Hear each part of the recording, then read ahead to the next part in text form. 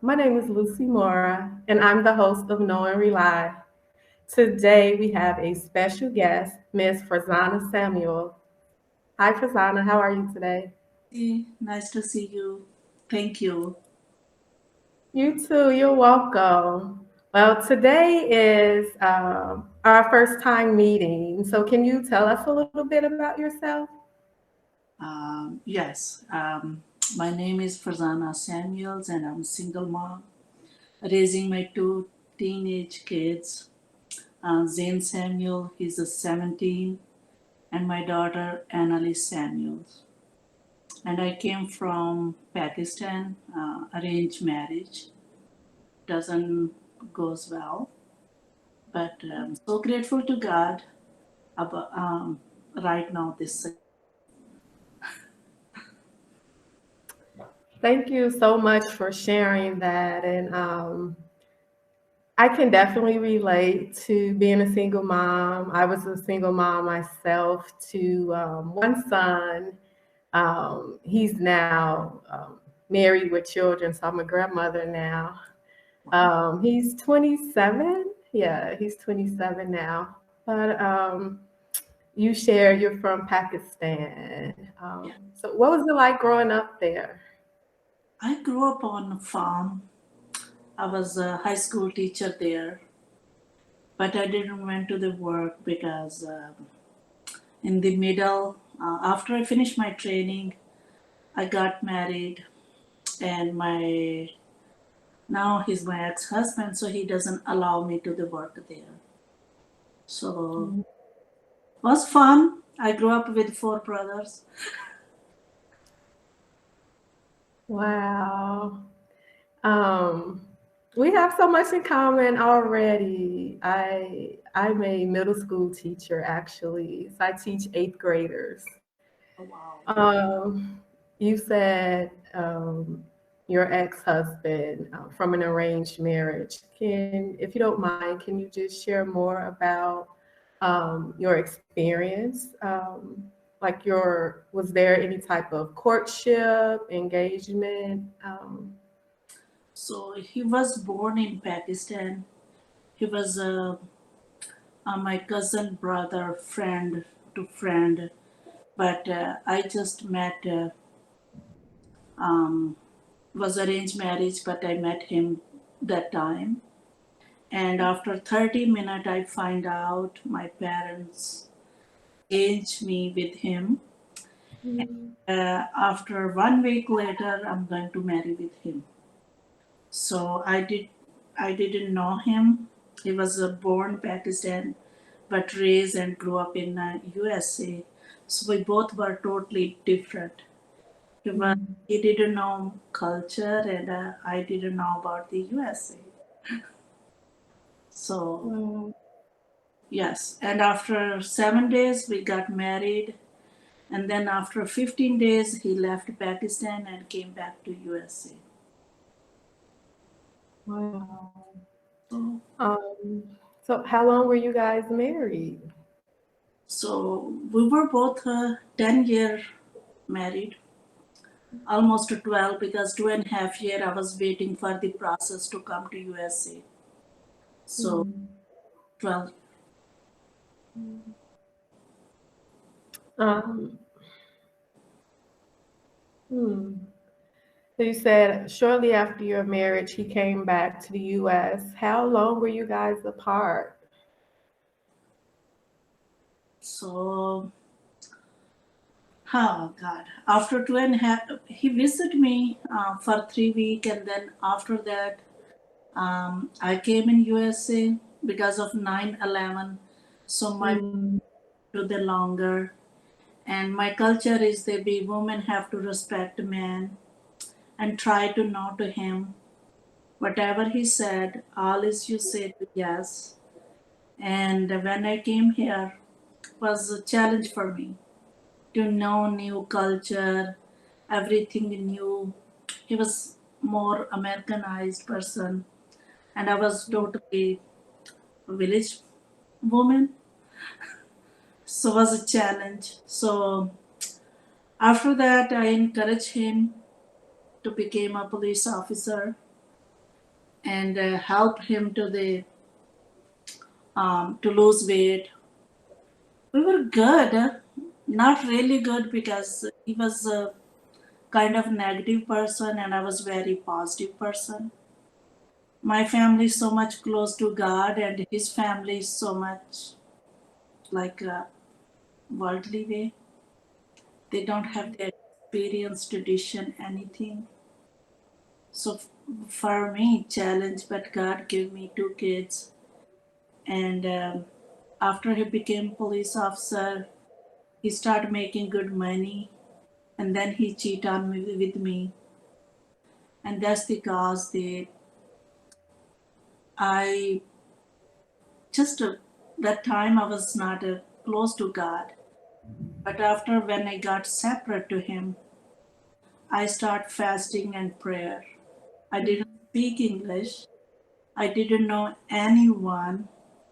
When he left me, my son was 6 years old, and I don't know anything like no money, nothing. Just you are in desert, and I was crying, asking to God why I am here, why. So it took me long time to understand God's plan.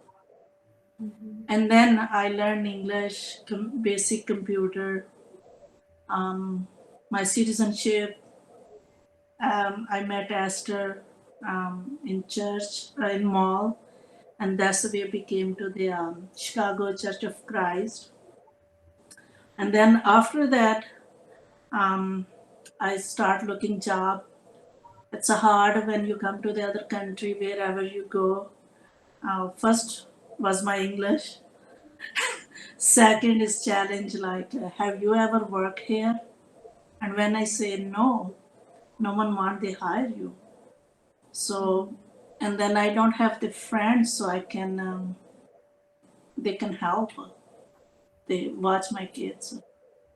So was really challenge for me that time. Yeah, I can only imagine.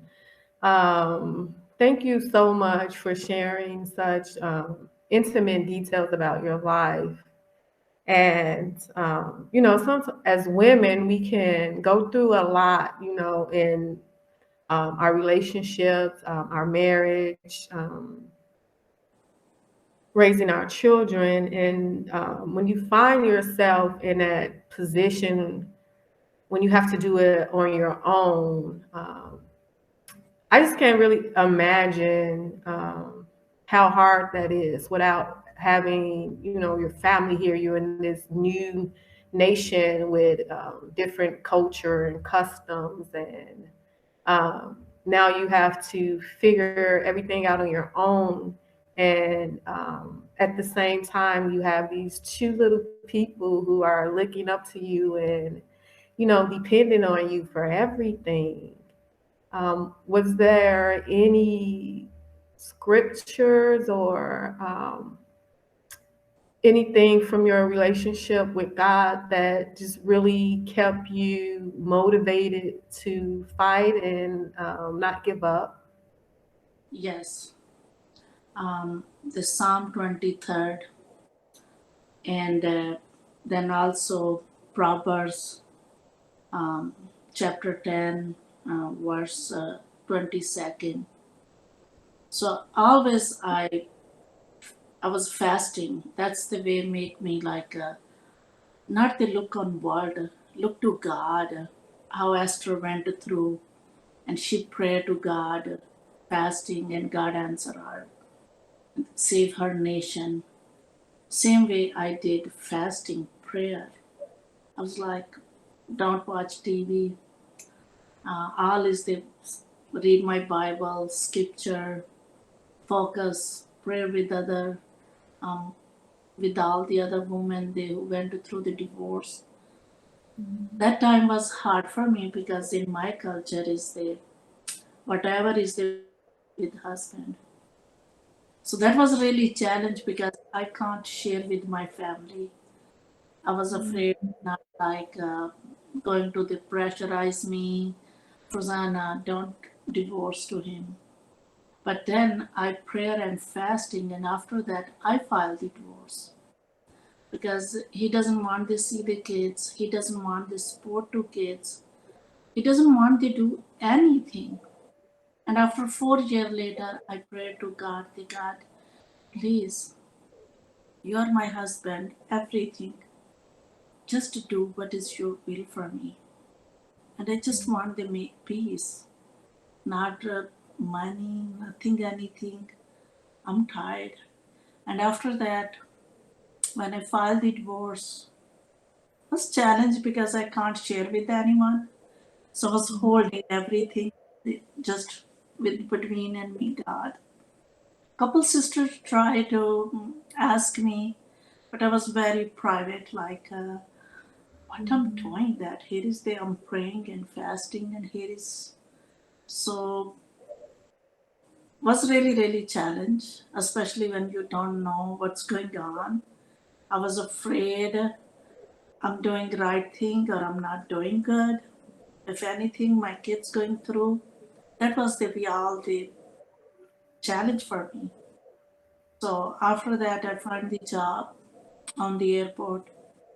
Start was a $6.50, and I know I was working and I was crying like how I'm going to support my kids and how I'm going to they be paid to the someone if they watch my kids. So I was in fasting and I get information to other places and I saw those people they made really good money. And I prayed, I said, God, I want to work with ATS. And after 3 months later, the manager, she she was there, and I asked her. I said, uh, I want to really work with you guys. I speak four language, and I'm not making that company enough money, but I really need your help. And she said, okay, you when you want to come. I said, I can come tomorrow. She said, okay, how about next week? I said, okay. So after that, I go next week. She didn't ask some question, just straight. She gave me job. That was 2 days, but I was still happy. That I was making there. There be the 1 week. Here is then 2 days, save more money. And I quit the job, other one. And she said, why you quit that? I said, I'm not making money there. And I don't want the waste unless I can spend time with my kids. So she was so happy and she said, okay, I'll put you in full time.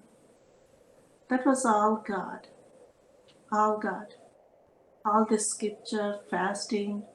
I'm working with them there almost 6 years. And all people know that they be that woman love God so much. Always ask me all the advice, how you management the money. And 4 years ago, I buy my new car because if I was in my country, I never ever think about that. That one day I'm going to drive. Or I have my own car. So 3 years ago, I buy my own house, and that's also God. When my ex-husband house was going to the um, bank taking that, so I was one day I came home and I was happy. Today's my day off, and I'm going to enjoy.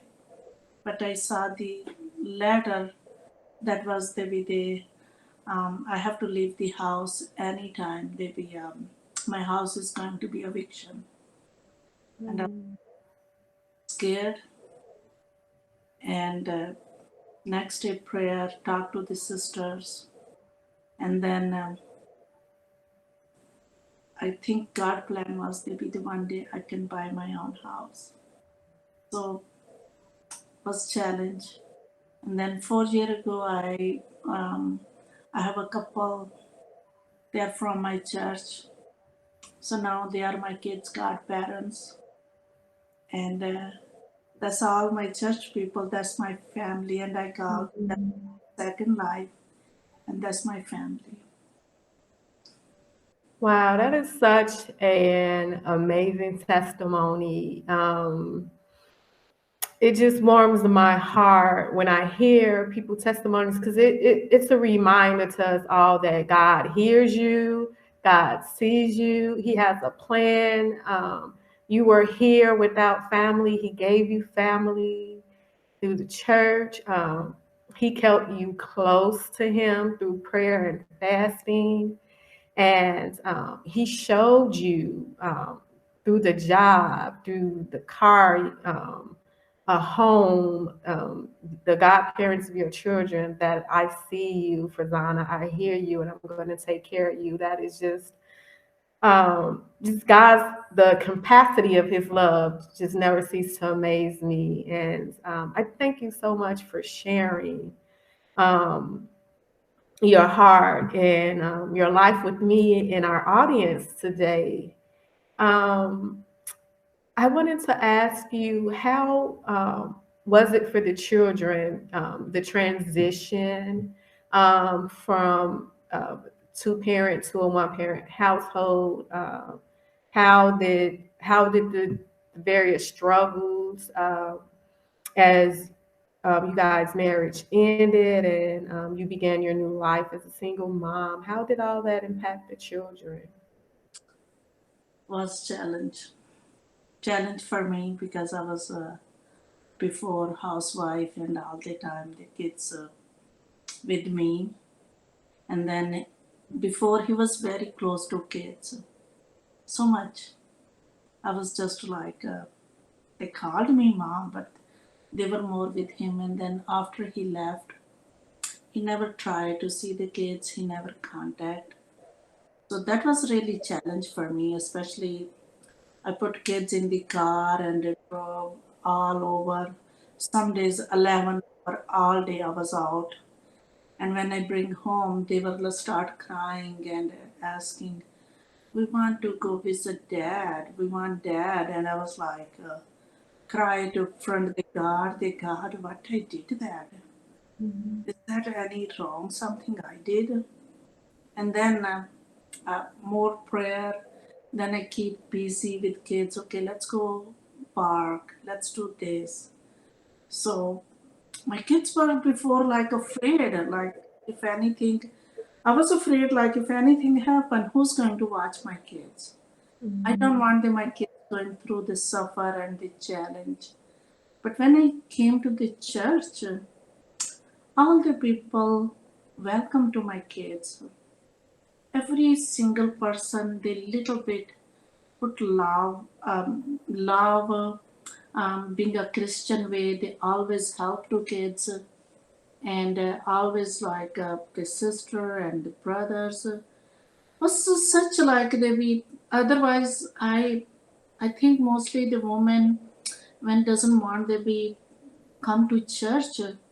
That's a big mistake, Mhm. and especially I grew up Catholic way, and then I went to the Methodist church. Was much different Chicago Church of Christ. All welcome to me like a family, and I feel secure. Otherwise, I was like afraid. I don't want anyone hurt to my kids. So was really challenge because even you come to the church, you still feel insecure, and it's that's the only by the time you can heal. And kids the same way they were like very scared. Still, sometimes we all three, and I was like, I love family. They want to spend time, you know. So that's a Mhm. really challenge. Yeah. What you were saying about the church, it made me just think about how God is our refuge, and the church is an extension, of our Father and an extension of His love. And so the church is a refuge as well. And just being an African American woman, it's really hits me deeply in knowing that just for us culturally here in America, it was like at one time the church was the only safe haven we had in this country. And so it just means so much to me to know that um, women, people in general, but women in particularly, when we find ourselves in these situations, that we have a refuge in the church, that we just, as human beings, we have a refuge. God is always providing a way for us to draw us back into his arms, into his comfort, into his care. Um, and that's just such an amazing testimony that he gives to all of us in our own different ways. Um, Another question I wanted to ask you was like, what advice would you give to a woman who is going through something similar to what you did, like the separation, the reality of divorce is something is fresh and it's new, and they're not quite sure how they're going to make it to the other side of this. What advice would you give them? I my advice is they be there fasting and prayer and more positive. If one person is doing good, we're supposed to be more show ourselves to be humble and loving. Whatever is the consequences, we not to be afraid to consequences. It's challenge. It's not easy.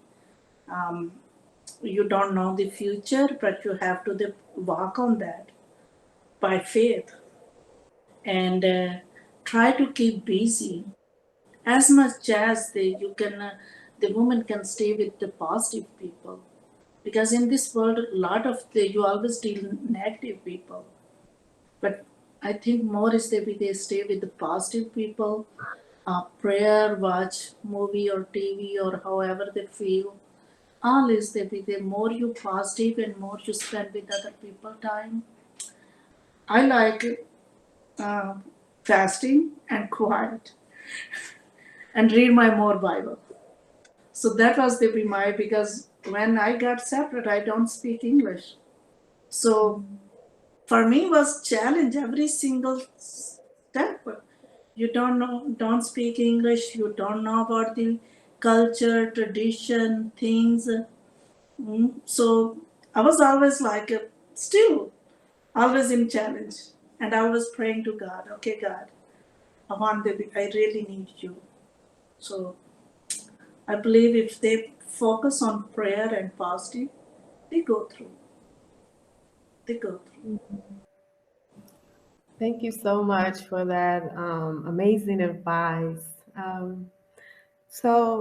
After everything, how do you feel now about love and marriage? Do you even consider getting married again? Yes, and it's everything in God's hand. If it's His will, I'm going to the marry. But if it's not will, I'm not worried, because all I realize about this situation, and God has time, and with His time, He's going to do everything provide. If He's giving me shelter, like house, food, the children, the way I never think that I'm going, because my divorce was really challenging. He doesn't want the divorce, and I want the divorce. So I was in court process 4 years. So imagine, um, love is when you respect to someone. Love is a sacrifice. You make happy, like how Jesus died for a cross for us. He didn't say anything. He didn't put conditions. But living in this world, love is unconditional. And one day, yes, I want the big wedding.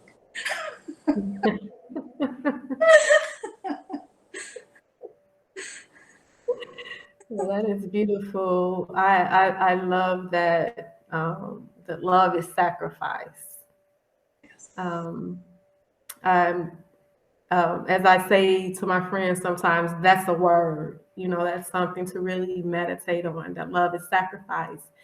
And I always, when I'm looking at different situations, I always say that's how you know when it's God, because God is always willing to stand in and be the sacrifice for us.